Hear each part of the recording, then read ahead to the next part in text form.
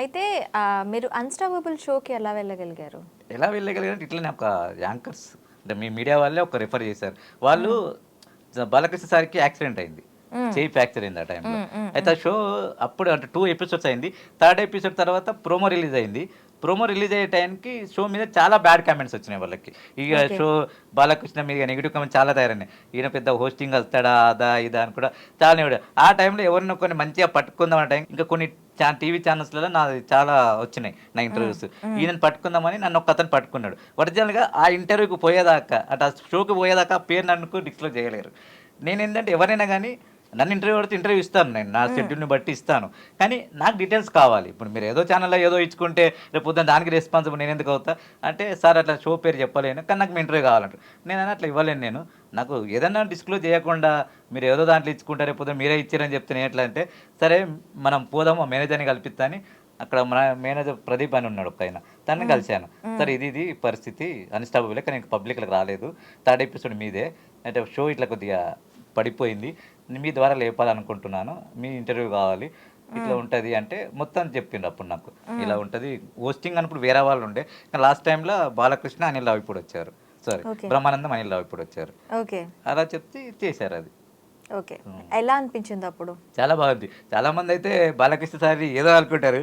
కానీ రియల్‌గా చూస్తే అయితే అంటే ఊహించిన దానికంటే చాలా డిఫరెంట్ ఉన్నారు. హుహు. చాలా క్లోజ్ ఉన్నారు. ఇప్పటికి వాళ్ళ పీఆర్‌ఓ నాకు కాల్ చేస్తుంటారు. ఒరిజినల్‌గా నేను అంటే బాలకృష్ణ సార్‌కి నేను కమిట్మెంట్ ఏమి ఇచ్చానంటే, ఇప్పుడు నేను ఇట్లా డ్రైవింగ్ నేర్చుకున్న తర్వాత చాలామంది నన్ను అప్రోచ్ అవుతున్నారు. డ్రైవింగ్ నేర్చుకున్నారు.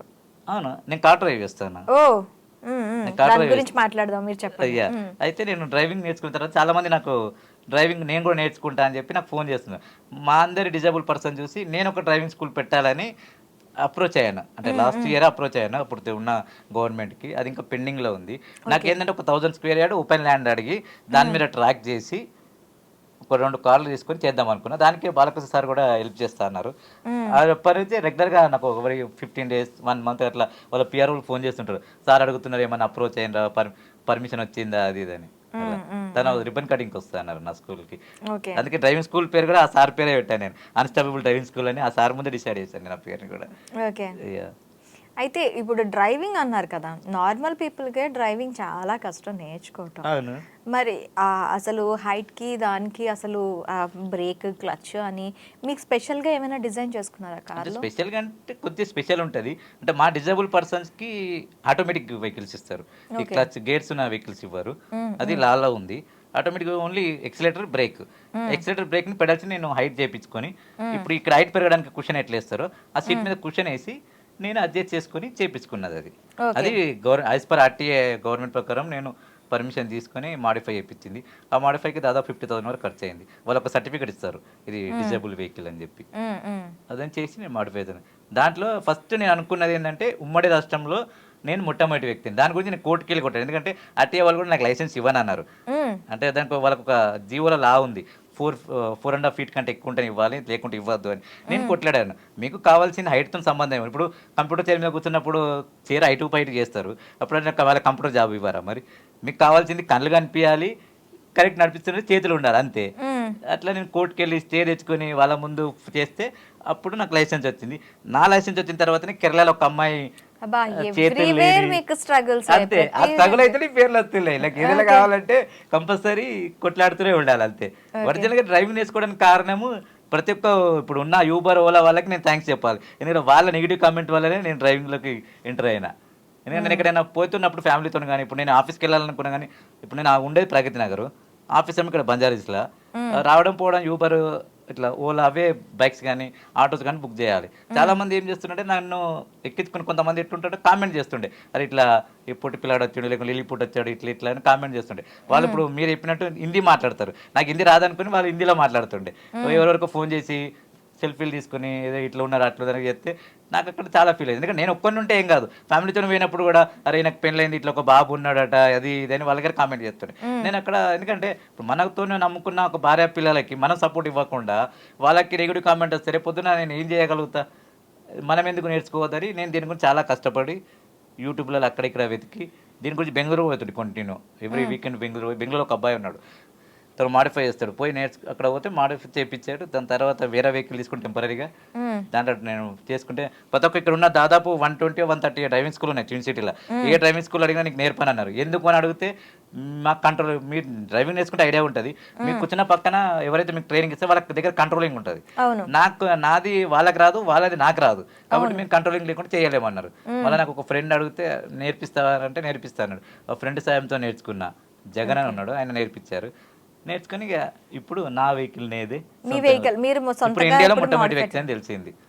ఏంటి కార్ డ్రైవింగ్ నేర్చుకున్నా మీరు ఫస్ట్ లైసెన్స్ హోల్డర్ ని.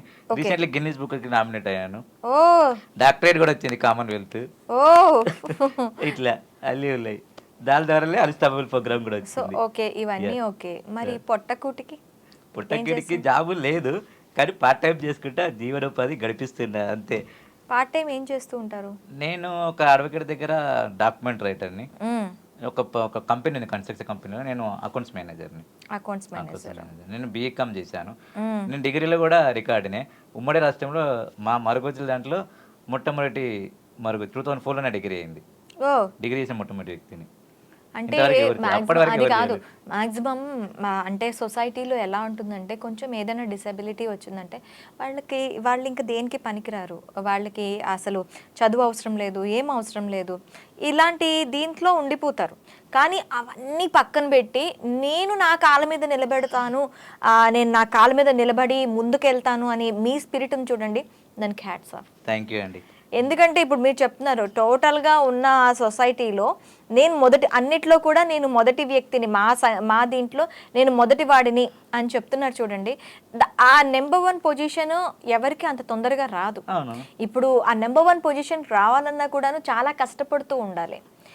మ్యారేజ్ విషయంలో మీకు ఏమనిపించింది మ్యారేజ్ చేసుకునేటప్పుడు? మ్యారేజ్ అయితే ఒక ఎపిసోడ్ తీయచ్చు, మీరు అంత పెద్ద స్టోరీ అది చెప్పండి. చెప్తాను కానీ చెప్తున్నాను.